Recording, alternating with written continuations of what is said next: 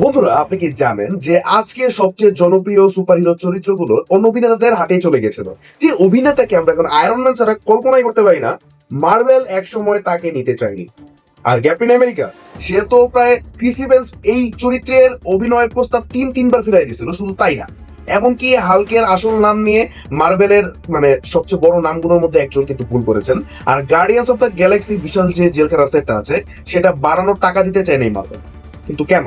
আজকের এই ভিডিওতে আমরা জানবো মার্ভেলের এমন অবিশ্বাস্য তথ্য, যেগুলো জানার পর আপনার প্রিয় চরিত্রগুলো হয়তো আপনারা একটা নতুন চোখে দেখবেন। তাই ভিডিওটা শেষ পর্যন্ত দেখার অনুরোধ রইল, কারণ শেষের তথ্যটা সত্যি অবাক করার মতো। তাহলে চলুন বন্ধুরা, শুরু করি এমন একটা তথ্য দিয়ে যেটা শুনলে আপনারা 100% অবাক হবেন। আজ রবার্ট ডনি জুনিয়র মানে হচ্ছে টনি স্টার্ক, আর টনি স্টার্ক মানে হচ্ছে আয়রন ম্যান। কিন্তু এক সময় মার্ভেল বলেছিল যে কোনোভাবেই তাকে এই সিনেমায় নেওয়া যাবে না। আর আপনারা ভাবতে পারতেছেন যে যেই মানুষটা পরে পুরো মার্ভেল সিনেম্যাটিক ইউনিভার্সের মুখে উঠছিল, তাকেই প্রথমে প্রত্যাখ্যান করেছিল মার্ভেল। এর কারণ ছিল রবার্টের যে পাস্ট আছে সেটা মাদক, এবং তার দীর্ঘদিনের সমস্যার কারণে স্টুডিও তার উপর পুরোপুরি বিশ্বাস করতে পারছিল না। কিন্তু পরিচালক জন ফেব্রিও কোনোভাবেই হাল ছাড়েনি। তিনি বারবার মার্ভেলকে বোঝানোর চেষ্টা করেন যে তিনি জানতেন যে আসলে টনি স্টার্কের চরিত্রের জন্য রবার্টই হবে হচ্ছে ফিট মানুষ। এমনকি মার্ভেলের কাছে অনেক বড় বড় অভিনেতার নামও ছিল, কিন্তু শেষ পর্যন্ত রবার্ট ডাউনি জুনিয়রকেই সুযোগ দেওয়া হয়। আর তারপরে কি হয়? ইতিহাস পুরোপুরি বদলে যায়। আয়রন ম্যান বিশ্বব্যাপী প্রায় $585 মিলিয়ন আয় করে, আর রবার্ট ডাউনি জুনিয়র হয়ে যান মার্ভেল সিনেম্যাটিক ইউনিভার্সের সবচেয়ে গুরুত্বপূর্ণ মুখগুলোর মধ্যে একজন। এখন বন্ধু, একটা প্রশ্ন আপনাদের কাছে, যে মার্ভেল যদি সেদিন তাকে না নিত, তাহলে আজকে মার্ভেলে আয়রন ম্যান হিসেবে আমরা কাকে পেতাম? একটু ভাবেন। এবারের তথ্যটা কিন্তু আরো ভয়ঙ্কর। রবার্ট ডনি জুনিয়রের আয়রন ম্যান হওয়ার আগে আরেকজন অভিনেতার কথা কিন্তু এখানে ভাবা হচ্ছিল। তিনি হলেন স্যাম রকওয়েল। হ্যাঁ বন্ধুরা, ঠিকই শুনছেন আপনারা, যাকে আমরা পরে আয়রন ম্যান সিনেমায় জাস্টিন হ্যামারের চরিত্রে দেখেছিলাম। তিনি প্রায় টনি স্টার্ক হতেই যাচ্ছিলেন, কিন্তু পরিচালক জন স্যামের সাথে আয়রন ম্যান চরিত্র নিয়ে কিন্তু কথাও বলে ফেলেছিলেন, এমনকি অডিশনেরও প্রস্তুতি চলছিল। কিন্তু ঠিক তখনই রবার্ট ডাউনি জুনিয়র তার স্ক্রিন টেস্ট দিয়ে সবাইকে একদম চমকে দেয়।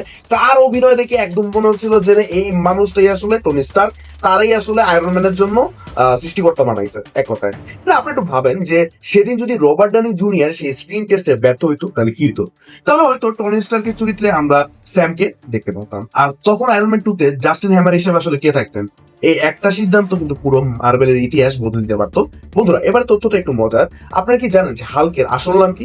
Bruce banner. আসলে পুরো নাম বলছিলাম রবার্ট ব্রুস ব্যানার। কিন্তু প্রশ্ন হলো যে তাহলে সবাই তাকে কেন শুধু ব্রুস বলে? এর পেছনে রয়েছে মার্ভেলের কিংবদন্তি স্ট্যানলি। মার্ভেলের শুরুর দিকে স্ট্যানলি অনেক অনেক কমিক লিখতেন। এক সময় অনেক চরিত্র নিয়ে তাকে কাজ করতে হতো, তাই চরিত্রগুলোর নাম মনে রাখা সবসময় কিন্তু সহজ ছিল না। এই কারণেই তিনি অনেক চরিত্রের নামে শুরু এবং শেষে একই ধরনের অক্ষর ব্যবহার করতেন। যেমন ধরেন যে Peter Parker, Bruce Banner, Steve Rogers, Scotland.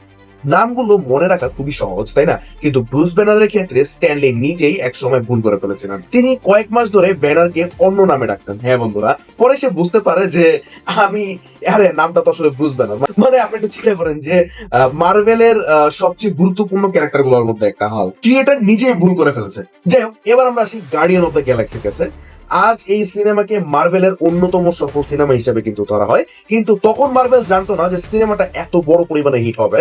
বরং বাজেট নিয়ে তারা অনেক বেশি সতর্ক ছিল।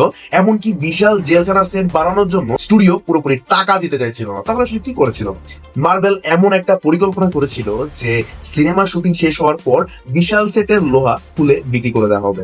ভাবেন যে আজকের মার্ভেল যদি এই জিনিসটা জানতো যে গার্ডিয়ান অফ দ্য গ্যালাক্সি কত বড় মানের সফল একটা সিনেমা হবে, তাহলে হয়তো বা তারা এমন চিন্তা কখনোই করতো না। আর পরিচালক জেমস গানও বলেছিলেন যে বিশেষ করে জেলখানার দৃশ্যগুলো অনেকগুলো সিনেমাটাকে অনেক বেশি বাস্তব করে তুলেছে। কখনো কখনো একটা সিনেমার সবচেয়ে গুরুত্বপূর্ণ জিনিস হতে পারে একটা বাস্তব সেট। হ্যাঁ বন্ধুরা, বন্ধুরা এবার আসি আমরা সবচেয়ে অবাক করার একটা তথ্যে। আজকে ক্রিস ইভান্স মানেই হচ্ছে ক্যাপ্টেন আমেরিকা, কিন্তু আপনি কি জানেন যে ক্রিস ইভান্স এই চরিত্রের প্রস্তাব তিনবার ফিরিয়ে দিয়েছে? হ্যাঁ, 3বার। কেন? কারণ তিনি ভয় পাচ্ছিলেন আসলে যে আগের ফ্যান্টাস্টিক ফোর সিনেমায় সুপার হিরো চরিত্রে অভিনয় করার পর তিনি আবার বিশাল কোন সুপার হিরো চুক্তিতে যেতে চাচ্ছিলেন না।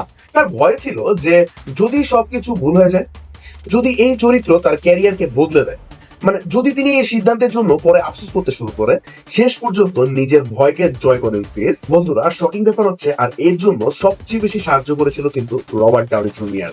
হ্যাঁ বন্ধুরা, রবার্ট ডাউনি জুনিয়র তাকে অনেক মোটিভেট করে ক্যাপ্টেন আমেরিকার রোলটা প্লে করার জন্য।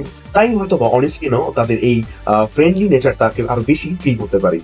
এরপর ক্রিস ইভান্স রাজি হয়ে যান, আর বাকিটা তো ইতিহাস। ক্যাপ্টেন আমেরিকা হয়ে তিনি হয়ে ওঠেন মার্ভেলের সবচেয়ে জনপ্রিয় এবং প্রিয় চরিত্রগুলোর মধ্যে একজন। এখন আপনি একটু ভাবেন যে ক্রিস ইভান্স যদি 3বারের পরেও না বলতো, কে হতো আসলে ক্যাপ্টেন আমেরিকা? কোন অভিনেতার মুখে আসলে আমরা শুনতাম যে অ্যাভেঞ্জার্স একত্রিত হবে? আমরা হয়তো বিষয়টা কখনোই জানবো না। বন্ধুরা, এটা ছিল মার্ভেল ইউনিভার্সের কিছু অজানা তথ্য। তো এই তথ্যগুলো আপনাদের কাছে কেমন লেগেছে কমেন্ট বক্সে জানাতে ভুলবেন না। ভিডিওটা ভালো লাগলে অবশ্যই লাইক, কমেন্ট এবং শেয়ার করে আপনার বন্ধুদের সাথেও শেয়ার করে দিন। বন্ধুরা, দেখা হচ্ছে পরবর্তী নতুন কোনো ভিডিওতে। Till then, good bye, tata.